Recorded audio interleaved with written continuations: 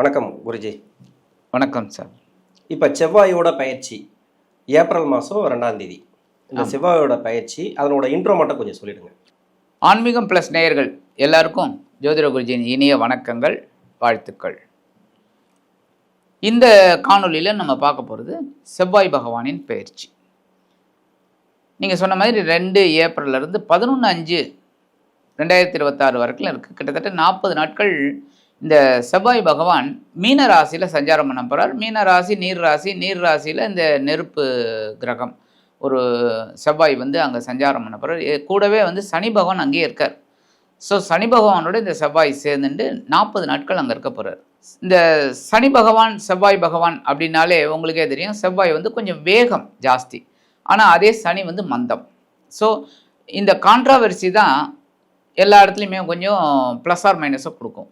சில ராசிகளுக்கு நல்ல ஒரு பலன்களை கொடுக்கும், சில ராசிகளுக்கு கொஞ்சம் ஒரு மாதிரியான ஒரு பலன்கள் தான் கொடுக்கும். உலக அளவில் பார்த்திங்கன்னா கண்டிப்பாக ஒரு பெரிய பதற்றமான சூழ்நிலை தான் கண்டிப்பாக மே 11 வரைக்கும் இருக்கும். சில நேரங்களில் உங்களுக்கு பார்த்திங்கன்னா ஒரு 25 ஏப்ரல்லேருந்து கொஞ்சம் எல்லாம் ஓரளவுக்கு உலக அளவில் பதற்றம் குறையும். இந்த 40 நாட்கள் பார்த்திங்கன்னா சனி பகவான் செவ்வாய் பகவான் மீன ராசியில் சஞ்சாரம் பண்ணுறார். இந்த வகையில் பார்த்திங்கன்னா 15/4/2026 22/4/2026 வரைக்கும் கிட்டத்தட்ட ஒரு 8 நாட்கள் எல்லாருமே கொஞ்சம் கவனமாக இருக்கிறது நல்லது எல்லா விஷயங்கள்லையும். ஏன் அப்படின்னா ஒரே நட்சத்திரம் உத்திரட்டாதி நட்சத்திரத்தில் சனி பகவானும் செவ்வாய் பகவானும் சஞ்சாரம் பண்ண போகிறாங்க. ஸோ எல்லாருமே கொஞ்சம் கேர் எடுத்துக்கிட்டு இருந்தால் பரவாயில்ல. அந்த வகையில் ஒவ்வொரு ராசிக்கும் என்னென்ன பலாபலன்கள் அப்படிங்கிறத நம்ம இப்போ பார்ப்போம். கன்னிராசி. இந்த கன்னிராசிக்காரங்களுக்கு 3ஆம் அதிபதினு சொல்லக்கூடியவர், 8ஆம் அதிபதினு சொல்லக்கூடியவர் முழுமையான பாவகிரகம். இத்தனைக்கும் இந்த கன்னிராசிக்கு செவ்வாய் நன்மையே செய்யாது. இது ஏதோ மறைமுக சுப தொடர்பு, அதாவது குரு சேர்க்கை, குரு பார்வை, அவங்க சுய ஜாதகத்தில் இது மாதிரி இருந்தால் மட்டும்தான் இது நன்மை செய்ய வாய்ப்பு இருக்குது. அது கூட ஆனால் ஒரு சில பேருக்கு 8ஆம் இடத்துல உக்காஞ்சாலும் சிறப்பாக இருக்கும். அதாவது தசாபுத்தி ரீதியாக அவங்க அந்த தசையை சிறப்பு அப்படின்னு எடுத்துக்கலாம். இப்போது இந்த கன்னிராசிக்கு 7ஆம் இடத்துல ராசியே பார்க்குறாரு. ஏற்கனவே சனி பார்த்துட்டு கொஞ்சம் பண்ணிகிட்டு இருக்காப்புல, அவர் என்னென்ன பண்ணணுமோ அத்தனையும் கஷ்டத்தை கொடுத்துன்னு இருக்காப்புல. இப்போ செவ்வாயும் பார்க்குறாரு சேர்ந்து. இது இந்த கன்னிராசிக்கு என்ன மாதிரியான பலன்களை கொடுக்கும் இந்த செவ்வாய் பயிற்சி? இந்த செவ்வாய் பயிற்சி அப்படிங்கும்போது 7ஆம் இடத்துல சனி பகவான் கண்டக சனியாக இருந்துட்டுருக்கார். கூட இவரும் உட்காந்துட்டார். அதாவது சாதாரணமாக ஒரு படுற கஷ்டத்தை விட இது கொஞ்சம் அதிகமாகவே இருக்கும். ஏன் அப்படின்னா 7ஆம் இடம் அப்படிங்கும்போதே 7ஆம் பார்வையாக நேர ஜென்மராசியை பார்த்துட்டு இருக்காங்க 2 பேரும். அப்போ 2 பேரும் பார்க்கும்போது அவருக்கு என்ன பண்ணுறது ஏது பண்ணுறதுன்னே தெரியாமல் இருக்கும். 1. 2வது 7ஆம் இடத்துல இவங்க 2 பேரும் இருக்காங்க. ஸோ முக்கியமாக இவங்க 2 விஷயம் ரொம்ப கவனமாக இருக்கணும். என்னென்னா வாழ்க்கை துணை. 7ஆம் இடம்னாலே உங்களுக்கு தெரியும் பார்ட்னர்ஸ். ஸோ உத்தியோகத்தில் சக நண்பர்கள், அதேமாரி தொழில் வியாபாரத்தில் கூட்டாளிகள், இவங்கள்ட்டெல்லாம் ரொம்ப கரெக்டாக இருந்துக்கணும். அதே சமயம் நமக்கு தான் எல்லாம் தெரியும் அப்படிங்கிற ரேஞ்சிலையும் பேசக்கூடாது. ஏன்னா சனி பகவான் நீங்கள் சொல்ல மாதிரி இவங்களுக்கு ஓரளவுக்கு ஃபேவரபிள். இந்த புதன், அதாவது கன்னி ராசிக்கு புதனுக்கு ஃபேவரபிள் தான் சனி பகவான். ஆனால் 7ஆம் இடத்துல இருக்கார். 1. 2வது செவ்வாய் நீங்கள் சொன்ன மாதிரி கொஞ்சம் கூட நன்மைகள் செய்ய மாட்டார். ஆனால் அவர் இருக்கிற இடமும் 7ஆம் இடம். ஸோ ரொம்ப கவனமாக இருக்கணும் இந்த கன்னிராசிக்காரர்கள் இந்த 40 நாட்களும்.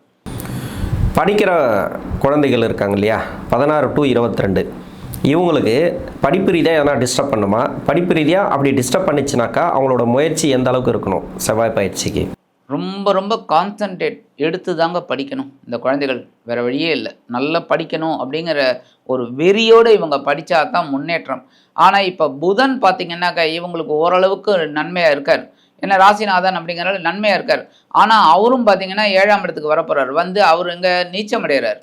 ஸோ புதன் நீச்சம் அடையக்கூடிய இடம் அங்கே. அப்போ 7ஆம் இடம் அப்படிங்கும்போதே இவருக்கு ரொம்ப கிரிட்டிக்கலான ஒரு பொசிஷனில் இருக்காங்க. அப்போ கான்சன்ட்ரேஷன் கண்டிப்பாக முக்கியம் இந்த குழந்தைகளுக்கு. படிக்கணும்னு நினைக்கிற குழந்தைகள் நல்லா படிக்கணும். திருமண தடை நிறைய பேருக்கு கொடுத்துருக்கு. இந்த கன்னிராசியில் இருக்கிறவங்களுக்கு திருமண தடை. இந்த திருமண தடை நீங்குமா? ஏன்னா திருமண முயற்சி பண்ணியும் நடக்கலை அப்படின்றது நிறைய பேர் கஷ்டப்படுறாங்க. ஏன்னா இப்போ சனி 7ஆம் இடத்துக்கு வந்த பிறகு இதோட பார்வையை டிஸ்டர்ப் பண்ணிகிட்டே இருக்குது. இப்போ ஒரு நல்ல கலத்திரம் கூடாமல், அதாவது ஒரு நல்ல வரன் வராமல் வந்தாலும் அது கட்டாகுது. தசாபுத்தி சரியில்லைனா அது கட்டாகுது. தசாபுத்தி சரியாக இருந்தால் கூட அதுவும் கஷ்டத்தை தான் கொடுக்குது. இப்போ செவ்வாயோட பயிற்சி ஏதாவது ஒரு மாற்றத்தை கொடுக்குமா? இப்போ இந்த செவ்வாய் 7ஆம் இடத்துக்கு வரும்போது செவ்வாய் வந்து மங்களக்காரகன். ஸோ திருமணத்தை ஏற்படுத்தி கொடுக்க ஒரு வாய்ப்பு இருக்குது. ஆனால் அதே சமயம் பார்த்திங்கன்னா கன்னிராசிக்கு குரு பகவான் குருபலம் வந்துடுத்தான்னு தான் கேட்பாங்க எல்லாருமே. செவ்வாய் பலம் வந்துடுத்தான்னு யாருமே கேட்க மாட்டாங்க. வரன் பார்த்தாலே உங்களுக்கே தெரியும், டக்குன்னு செவ்வாய் தோஷம் இருக்கான்னு கேட்பாங்க. அப்போ செவ்வாய்னாலே தோஷம், பலம்னாலே குரு. ஸோ குரு பலம் வந்துடுத்தான்னு கேட்பாங்க. அப்போ இந்த 10ஆம் இடத்துல இருக்கார் இப்போ குரு. இப்போ அவர் 11ஆம் இடத்துல உச்சமடைய போது தான் உங்களுக்கு வந்து ஓரளவுக்கு நன்மைகளை எதிர்பார்க்கலாம். இருந்தாலும் இப்போ மங்களக்காரகன் 7ஆம் இடம் அப்படிங்கும்போது வாழ்க்கை துணையை ஏற்படுத்தி கொடுக்கறதுக்கு ஒரு வாய்ப்பு இருக்குது. அதனால் முயற்சி செய்தால் வெற்றி கிடைக்கலாம். முயற்சி தான் அதிகமாக வேணும். கண்டிப்பாக. இப்போ பொருளாதார ரீதியாக இப்போ வெளிநாட்டில் வேலை பார்க்குறவங்களும் சரி, இங்கேருந்து வேலை பார்க்குறவங்களுக்கும் சரி, இப்போ வேலை வாய்ப்பில் நிறைய பேருக்கு பிரச்சனைகளை கொடுத்துருக்கு. அந்த பிரச்சனைகள் ஓரளவுக்கு சால்வ் ஆகுமா? அதாவது வேலை இல்லாதவங்களுக்கு வேலை கிடைக்கணும். இன்னொன்று வேலையில் வந்து பதவியெல்லாம் கேட்பாங்க இல்லையா, உயர் பதவி ப்ரொமோஷன்லாம் கேட்பாங்க. எதிர்பார்த்து காத்துட்ருக்கிறவங்களுக்கு எப்படி இருக்கும்? இது இவங்களுக்கு வந்து கொஞ்சம் டெரிபிளாக தான் இருக்கும். ரொம்ப ஈஸி அப்படிங்கிற மாதிரி இருக்காது, குழப்பம்தான் இருக்கும். ஆனால் இந்த கன்னிராசி கொஞ்சம் எல்லாத்தையுமே வந்து இந்த நெளிவு சுழிவெல்லாம் இவங்களுக்கு தெரியும். அதை வச்சு இவங்க சமாளிச்சிடுவாங்க. 1. 2வது வெளியே இப்போ இந்த உத்தியோகம் தொழில் வியாபாரம் அப்படிங்கும்போதே இவங்களுக்கு வந்து கொஞ்சம் கஷ்டமாக தான் இருக்கும். பொருளாதார ரீதியாக எல்லாமே கொஞ்சம் கஷ்டமாக தான் இருக்கும். இதெல்லாம் கொஞ்சம் பொறுமையாக இவங்க காய் நகர்த்திக்கிட்டு போனாங்க அப்படின்னா கண்டிப்பாக நன்மைகள் கிடைக்கும். ஏன்னா 7ஆம் இடம் அப்படிங்கும்போதே கொஞ்சம் ஒரு இதுதான், கஷ்டங்கள் தான். பட் சில சமயம் எதிர்பாராத நண்பர்கள் மூலமாகவும் கிடைக்கும். எப்படின்னா பால்ய காலத்துலேருந்து வருவாங்க, ஒரு 40 வருஷமாக ஒரே ஃப்ரெண்ட்ஷிப்பாக இருப்பாங்க. அவங்க ஒரு நன்மைகளை செய்யக்கூடிய அளவில் இருப்பாங்க. அதான் நட்புகள். நட்புகள். இப்போ பெண்களுக்கு கடன் பிரச்சனை இருக்குது. நிறைய பேருக்கு அந்த குழு கடன் வாங்கி போட்டிருக்காங்க. இன்னொன்று வந்து பார்த்தீங்கன்னாக்கா அவங்களுக்கே தேவையான கடன், வீட்டு கடன், அந்த கடன். இப்போ வேலைக்கு போகிறவங்க தான் அதிகபட்சமாக கடனில் சிக்கியிருக்காங்க. அது மட்டும் இல்லாமல் வேற ஒருத்தருக்கு முன்னின்று கடன் பட்டவங்களும் இருக்கிறாங்க. அதாவது கடன் கொடுத்து ஏமாந்தவங்க நிறைய பேர். அது மாதிரி இருக்கிறவங்களுக்கு அந்த செவ்வாய் பயிற்சி ஏதாவது ஒரு நன்மை நடக்குமா? இந்த ஜாமீன் கையெழுத்து போட்டுட்டு மாட்டிக்கிறது தான் நிறைய பிரச்சனை. அந்த மாதிரி இருக்கிறவங்களுக்கு ஓரளவுக்கு இந்த வட்டியை கட்டி ஒரு ரிலீஸ் ஆகக்கூடிய ஒரு வாய்ப்பு இந்த செவ்வாய் பயிற்சியில் கிடைக்கும்.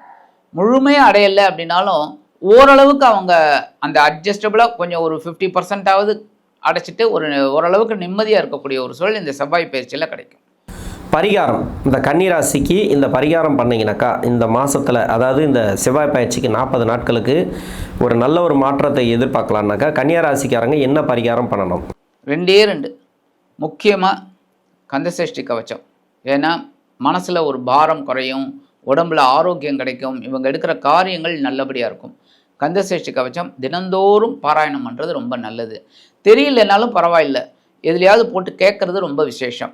அது 1. தமிழ் தான், அதனால் ஒன்றும் பெரிய இது கிடையாது. ஸோ கேட்குறது ரொம்ப விசேஷம், படிக்கிறது ரொம்ப விசேஷம். அடுத்தபடியாக இவங்க வந்து கண்டிப்பாக இவங்க வழிபட வேண்டிய தெய்வம் ஐயப்பன். ஏன் அப்படின்னா ஐயப்பன் அப்படிங்கும்போதே அது ரொம்ப அற்புதமான ஒரு தெய்வம். ஏன்னா எல்லா இதுக்கும் பார்த்திங்கன்னா ஒவ்வொரு விஷயமும் ஒவ்வொரு தெய்வத்தும் வந்து பார்த்திங்கன்னா உங்களுக்கு தெரியும். விநாயகரோட பிறப்பு தாயார் மூலமாக வந்தது, பார்வதி தேவ மூலமாக. அது குழந்தையெல்லாம் பிறக்கலை. அதே மாதிரி முருகன் சிவனோட நெற்றிக்கண்ணிலேருந்து வந்தவர். அவருக்கும் வந்து இந்த இது கிடையாது, கர்ப்பம். அடுத்தது பார்த்திங்கன்னா இவர் வந்து பார்த்திங்கன்னா சிவனுக்கும் விஷ்ணுவுக்கும் பிறந்தவர். மோகினி அவதாரத்தில் விஷ்ணுவுக்கும் பிறந்தவர் ஐயப்பன். ஸோ எல்லாமே பார்த்திங்கனாலே ஒரு சொல்லக்கூடிய ஒரு இதுன்னு விசித்திரமான ஒரு இது. ஸோ இந்த மாதிரி வழிபாடு பண்ணும்போது தான் சனி பகவானோட தாக்கம் குறையும். அதனால் இந்த சனி பகவானுக்காக ஐயப்பனை வழிபாடு பண்ணுறது ரொம்ப விசேஷம். செவ்வாய் பகவானுக்காக இந்த கந்தசஷ்டி கவச்சம் பாராயணம் பண்ணுறது ரொம்ப விசேஷம். ஆக இது 2யுமே இவங்க கரெக்டாக டெய்லி பண்ணிட்டு வந்தாங்கனாலே இந்த கலத்திர பாவத்தில் செவ்வாய் பகவான் சனீஸ்வர பகவானோட இணைந்தால் கூட ஓரளவுக்கு நண்பர்கள் மூலமாக, ஒரு உறவினர்கள் மூலமாக நன்மைகள் கிடைக்கிறதுக்கு ஒரு நல்ல வாய்ப்பு இருக்குது என்று கூறி விடைபெறுகிறேன். நன்றி, வணக்கம். நன்றி.